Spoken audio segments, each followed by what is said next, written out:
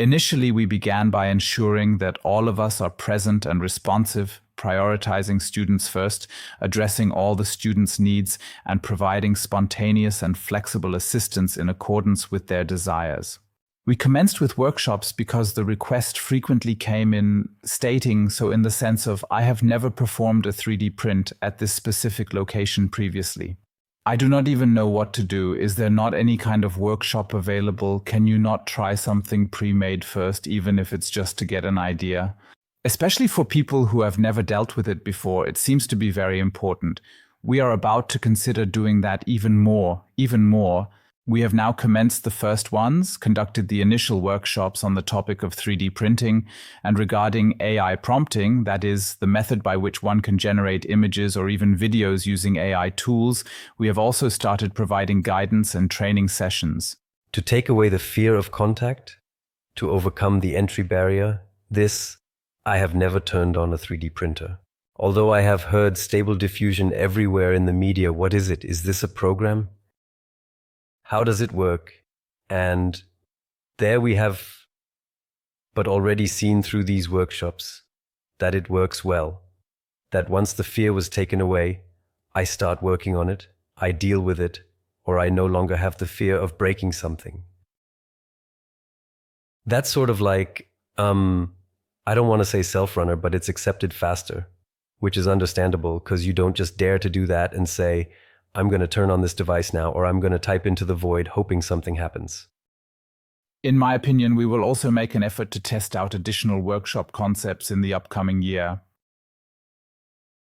In my opinion, you have to handle it with a sense of proportion, because each time one of our experts provides a 2-hour workshop, they are no longer accessible for spontaneous inquiries. That is just what you have to see. You have to somehow weigh that. How much do you want to plan here, so to speak? And how much do you want to have the ability to respond to the spontaneous dynamics that occur on a daily basis? It is also a point that we are endeavoring to observe.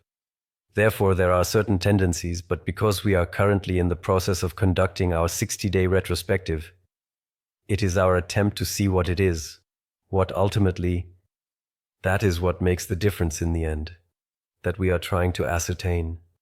Yes, we provide spontaneous consultation, on-site support, and workshops as part of our comprehensive services for clients.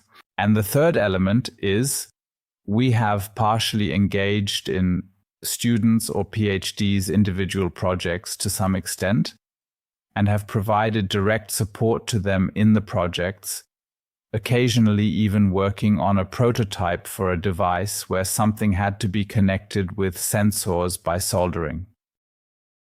And they went in stronger. Exactly, so proper project support in actuality. And even if you believe so already selectively, right? But if you can talk about it, some projects have already been pushed forward because there were possibilities here that were not even imaginable before. Boards were established that simply would not have come into existence. Point. Also, another project where we, e.g., also worked with a colleague here, Nico from Digital Health. He is responsible for a very long and extensive project called Diversity there.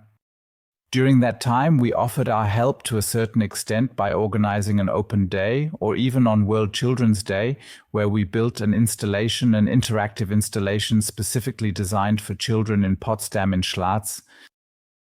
And this is a district in Potsdam, and what the children could do there, they could generate certain sounds through dance movements and thus create sounds together with beats, and that was playful.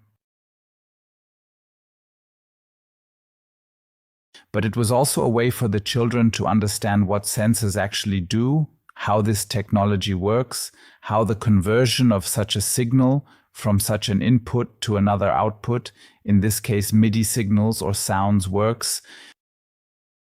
And it was really great that Nico spontaneously came up to us when he saw the perfect opportunity here in this particular situation.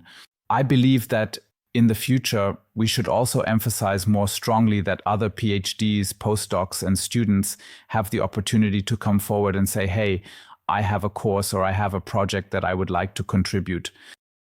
And I could easily imagine that we create something collaboratively in the maker universe and then convey it appropriately to the external world? Certainly, because the expertise is available, the assistance of professionals is provided. And I would not know what speaks against it, let us put it that way. It's a matter of time in the end. You can be part of many projects, but the question is, what is our profile? We're still working on that. What is our purpose here? Who are we doing this for?